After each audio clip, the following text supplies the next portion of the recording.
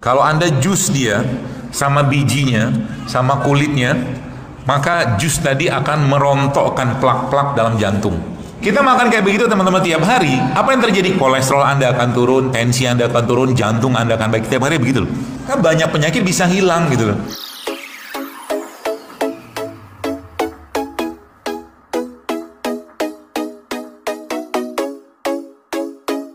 Maka kalau kita bicara secara umum teman sekalian, ada beberapa jenis. Jadi bahan baku hormon itu apa? Lemak.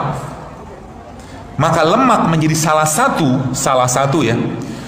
satu ciptaan atau produknya Allah yang kita bisa pakai untuk memperbaiki, atau bahasa gaul itu meriset gitu kan.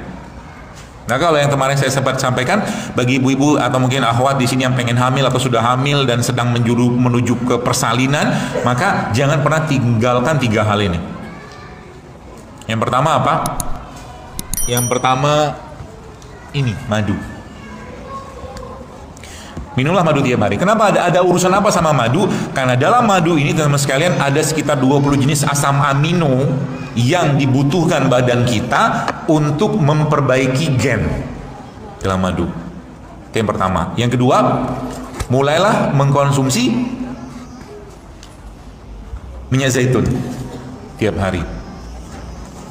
Perannya apa? Karena minyak zaitun mengandung namanya MUFA. MUFA itu monounsaturated fatty acid, salah satu lemak baik yang kita butuhkan. Kalau nggak ada minyak zaitun teman sekalian, Anda bisa pakai ini.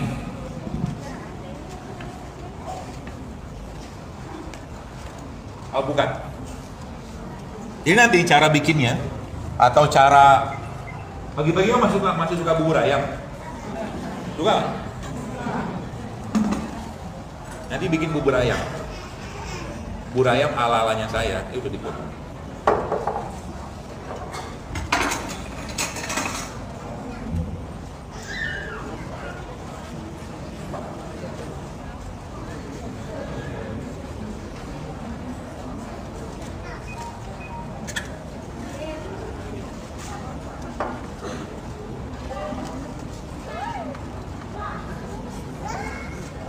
Alpukat murah nggak sih?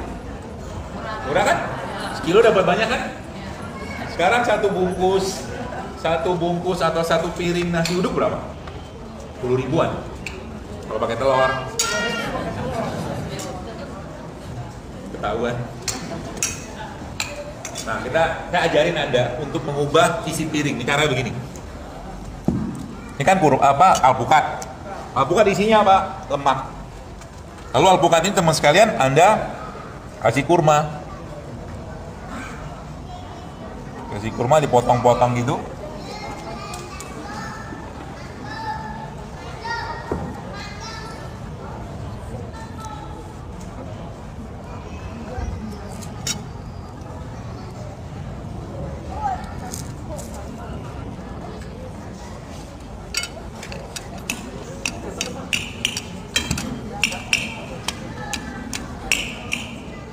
Sudah? Belum? Kasih madu dikit. Lebih baik di blender atau di begini? Lebih baik kayak begini, karena kalau begini teman sekalian Anda memberi kesempatan ke mulut Anda untuk jadi slow juicer.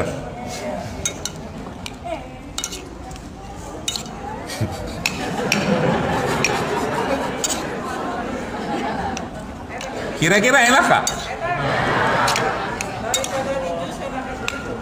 Speechless kalau saya bilang. Terus tambahin sedikit garam. Kenapa perlu garam? Teori terbarunya, nanti kalau yang teman-teman buka IG atau punya IG, coba cari hashtag namanya SaltFix. SaltFix itu the SaltFix atau SaltFix SaltFix. Jadi ternyata negara-negara yang tinggi konsumsi garamnya di dunia justru malah mereka punya angka penyakit jantung yang rendah. Ternyata selama ini informasi tentang kurangi garam itu bukan hanya berlaku pada garam-garam yang direfinasi. Ya, garam-garam refinasi itu garam dapur gitu kan, yang putih, nggak menggumpal ya. Tapi kalau garam-garam yang masih real kayak begini, ya garam Himalaya atau mungkin sea salt, di online banyak yang jual tuh sea salt, garam laut, Indonesia juga banyak sebenarnya. Itu justru malah dia sangat bermanfaat untuk jantung, bahkan disebutkan di sini dia bisa unlock, dia bisa Alok itu membuka kunci banyak reaksi metabolisme tubuh kita. Itu dahsyatnya garam. Ya, saya belum tahu apakah itu hadis atau bukan yang mengatakan Nabi kalau mau makan celup garam, nanti coba dilihat. Tapi memang secara kemanfaatan itu bermanfaat banget kalau Anda ya termasuk lagi lemes-lemes makan garam. Tapi garamnya bukan garam dapur ya. Garam kayak beginian. Ya, sea salt atau him salt kayak begini. Ya, seperti itu. Jadi garamnya berapa banyak? Ya nggak usah banyak-banyak. Sedikit aja garamnya. Dan ini sudah bisa jadi apa? Sarapan. Mengubah isi piring? Antara kandungan nutrisi di sini sama satu piring nasi uduk, banyakkan yang mana nutrisinya? Banyakkan ini kan? Kalau sana banyak kalori.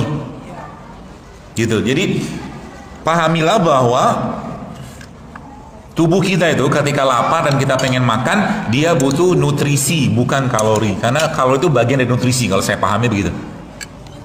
Jadi satu piring nasi uduk misalkan yang kita makan hari-hari itu, kalorinya mungkin sama dengan ini. Saya nggak tahu persisnya berapa, tapi secara nutrisinya banyakkan ini. Gitu. Kok mendadak lapar begini? Jadi pengen. Ini buat Ikhwan dulu nih. Tubuh kita teman sekalian ketika ada masalah dia ngasih tanda kan. Maka tanda-tanda ini mungkin kita akan bahas sedikit supaya nanti teman-teman paham. Dan apa ya? Jadi kan gut, tadi kan bicara gut itu kan usus. Maka dia ketika ada masalah di sana dia memberikan tanda.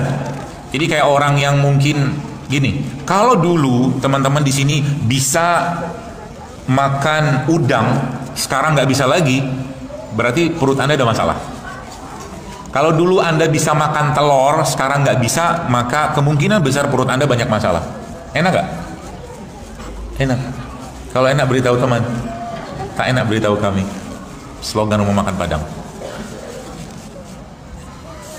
Kalau dulunya bisa makan, misalkan apa ya, yang biasa Anda makan sekarang nggak bisa, maka ada malabsorpsi atau penyerapan atau masalah di perutnya. Ya, masalah. Jadi itu tandanya. Bagaimana nanti kita memperbaikinya? Nanti saya ajarin caranya gimana. Yang kedua apa? Science lagi adalah food craving. Jadi kalau ada kalimat yang keluar dari mulut kita, lisan kita, kalau pagi saya tidak minum kopi, saya pusing, Anda sedang sakau. Sakau. Karena di samping alkohol dan drugs itu obat-obatan narkoba gitu, maka makanan juga, terutama makanan yang banyak bahan kimia atau sintetiknya, mereka juga memberikan adiksi atau kecanduan. Bagi Anda yang masih belum bisa menghilangkan kecanduan makan mie instan, berwaspadalah. Tiba-tiba pengen makan mie instan gitu kan, Anda lagi sakau itu. Sakau apanya? Sakau bahan penyedap, bahan aditif di sana lah. Kita harus bisa mengendalikan teman-teman sekalian. Harus bisa mengendalikan. Sebab apa? Kalau seandainya nih, kalau udah bisa contoh, kalau saya pribadi gitu kan, ada kopi, saya minum kopi, tapi tidak pakai gula. Pakainya madu, kadang-kadang kopinya pahit pagi-pagi. Dan banyak kan pagi-pagi saya tidak sarapan. Kebanyakan kenapa? Karena ngerti bahwa pagi-pagi itu hormon lapar kita lagi kecil-kecil dan lagi rendah-rendahnya. Jadi sarapan di pagi hari bukan waktu yang tepat untuk banyak makan. Paham ya? Kalau Anda pengen makan, lebih baik Anda tarik ke atas waktunya. Islam mengenalnya dengan sahur. Karena waktu itu grelinnya kita jauh lebih banyak. Grelin itu hormon lapar. Itu saat itu teman sekalian, itu jauh lebih banyak grelinnya dibandingkan waktu jam 7 atau jam 8. Jadi jam 7 atau jam 8 sarapan pagi itu jangan banyak-banyak. Gitu. Dan kalau kita pahami tentang sarapan, maka sarapan itu kan bahasa Inggrisnya apa? Breakfast. Betul kan? Breakfast itu kan dua kata, break dan fast. Yang di break apa? Fastnya. Fast itu kan puasa, iftar gitu kan. Maka pagi-pagi itu iftar. Kalau udah iftar pagi-pagi, ini bahasa saya aja ya. Pagi-pagi kalau mau iftar supaya badan yang puasa udah canggih banget, malaman diistirahatkan sebelah betul. Pagi-pagi kira-kira lebih cocok makan buah atau lebih cocok makan bubur? Kayaknya kalau yang mazhab bubur agak susah. Mazhab bubur. Lebih cocok makan buah kan? Maka pagi-pagi itu teman sekalian, lebih baik Anda tidak, kata kunci pagi-pagi ketika sarapan jangan banyak makan. Itu kata kunci pertama. Kata kunci yang kedua, pagi-pagi breakfast. Karena Rasulullah SAW ketika pagi beliau ketika berbuka puasa beliau pakai apa? Kurma. Karena kurma itu buah atau sayuran yang terbaik yang bisa kita manfaatkan untuk memberi energi, tenaga, ya, vitamin, mineral, dan berulang kali saya sampaikan bahwa dari semua jenis serat yang paling baik itu kurma. Risetnya ada menjelaskan tentang itu. Ya, misalkan kita bandingkan, misalkan kurma dibandingkan sama biji semangka. Biji semangka itu bagus, seratnya tinggi. Kalau biji duku, tapi paling baik dari sisi namanya resistant starch, yang paling baik justru malah kurma. Maka Nabi SAW mengatakan apa? Makan kurma ajwa. Ada beberapa ulama mengatakan makan kurma apapun 7 butir di pagi hari itu bisa menghindarkan sihir. Karena kemampuannya yang kuat, yang luar biasa untuk memberikan imun sistem di usus. Itu berkahnya hadis begitu. Jadi kurma itu sumber asam amino juga. Dan kalau teman-teman ngerti ini semua, maka insya Allah nanti kita akan nyari makanan-makanan yang paling utama. Anda carilah makanan-makanan yang disebutkan Allah atau disampaikan Nabi SAW. Cari makanan itu. Karena apa? Di situ ada berkahnya. Jadi kemarin tuh waktu saya ngisi di manasik itu, mereka nyiapin ada apa ya? Ada biji delima. Delima itu merah kan warnanya. Kalau Anda jus dia sama bijinya, sama kulitnya, maka jus tadi akan merontokkan plak-plak dalam jantung. Itu dahsyat delima. Jadi semua yang Allah sampaikan atau Nabi sampaikan, baik itu makanan orang-orang di surga nanti atau disebutkan Allah dalam Al-Quran, maka itu banyak sekali faedahnya. Pasti banyak faedahnya. Ya, maka nanti di surga kita akan sulit menemukan gorengan. Ada gorengan. Kecuali Anda memaksa gitu kan, itu lain cerita lah. Kayak orang Madinah kan, Nabi pernah menyampaikan bahwa orang Madinah itu kan asal mereka kan petani. Jadi nanti mereka bilang sama, ya Rasulullah nanti kalau di surga kami boleh bercocok tanam nggak? Gitu. Rasul bilang boleh, apapun yang kalian mau di surga boleh. Kata Rasul gitu. Ya. Insya Allah nanti reunian lagi di surga. Baik, jadi pagi-pagi kita ngapain? Breakfast. Tuh. Kita kan bahas dari awal. Dokter kok nggak bahas penyakit? Ngebahas penyakit sudah saya bilang, benerin isi piring kan. Anda makan kayak tadi tuh, udah habis ya Allah. Gak apa-apa, berkah. Jadi kita makan kayak begitu teman-teman tiap hari. Apa yang terjadi? Kolesterol Anda akan turun, tensi Anda akan turun, jantung Anda akan baik tiap hari begitu loh. Kenapa? Baca aja penelitiannya. Lemak pada alpukat itu manfaatnya luar biasa. Madu jangan tanya lagi lah. Kurma jangan tanya lagi. Jadi kalau isi per piringnya benar, maka banyak penyakit bisa hilang gitu loh. Jadi sekarang kalau mungkin kita membahas tentang orang yang kena asam urat, ya, pertanyaan itu pun sebenarnya sudah keliru. Jadi dokter bagaimana cara ngobatin kolesterol? Pertanyaannya udah keliru. Kok bisa keliru? Karena memang kolesterol itu bagian dari keseluruhan badan kita gitu kan. Kolesterol yang berlebih itu muncul gara-gara apa? Gara-gara ada yang tak seimbang. Maka kemarin saya dapatkan rilis yang terbaru dari Amerika, itu ternyata obat-obat anti kolesterol itu justru malah bikin masalah. Faktanya begitu. Dan ingat baik-baik teman-teman sekalian, if you are not in emergency situation, kalau Anda tidak dalam kondisi darurat, don't take medicine. Paham ya? Paham apa ora? Orang. Kalau nggak emergensi nggak usah ambil, nggak usah makan obat. Ya, kenapa? Karena tubuh kita tidak didesain Allah untuk apa? Untuk mengasup produk-produk sintetik. Itu kata kuncinya. Berarti nggak bermanfaat, tetap bermanfaat. Cuman sekarang kita kebanyakan makan itu gitu. Jadi kalau Anda, mungkin kita bicara tentang ini, misalkan daun tadi. Adakah obat di sini? Ada obatnya, tapi dalam bentuk makanan. Makanya ada satu istilah kan, let the food be your medicine and medicine as your food. Jadi kan makanan sebagai obat, obat sebagai makanan. Gitu. Maka nanti kalau Anda ketika masuk pasar berbinar-binar, lihat sayuran, lihat buah, itu sudah benar otaknya. Tapi kalau Anda tiba-tiba abang gorengan lewat, bakso lewat, masih berbinar-binar, pengen makan, maka ada konslet di otak sama ususnya. Oh serius? Karena good food is good. Baik, saya ceritain sedikit. Jadi mereka tuh teman-teman sekalian berkomunikasi. Jadi kita punya apa ya? Kita punya otak dan contoh gini. Begini kan, 90% serotonin kita, 90% serotonin itu apa? Bahan baku pembuat hormon bahagia atau di hormon bahagia lah. Bahan bakunya apa? Triptopan. Dibuat di mana? Usus.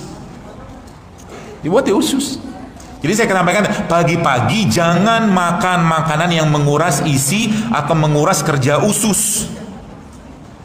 Ya, sehingga nanti pagi-pagi makannya apa? Nih saya ajarin. Ini pola yang lain.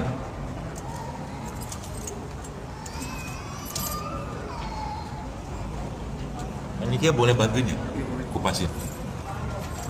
Kita lihat mereka sering ngupas buah atau tidak. Laki-laki yang menantu yang baik adalah menantu yang bisa masak. Ya nggak sih? Ya.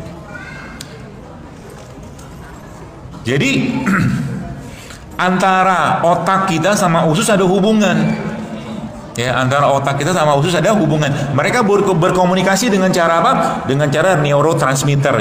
Bahan-bahan itu ada pada, jadi ada pada semua produk makanan yang alami. Kalau ada mangkok atau ada mangkok nggak yang gede? Itu buahnya dipotong semua aja. Nanti kita bisa bikin salad buah ala-ala saya. Dan enaknya luar biasa. Selain enak juga sehat tentunya. Nah jadi waktu pagi teman-teman sekalian adalah waktu yang terbaik untuk apa? Untuk tidak banyak makan. Nanti kalau lapar gimana? Biasanya cuma setengah jam, tenang aja. Lapar itu cuma setengah jam.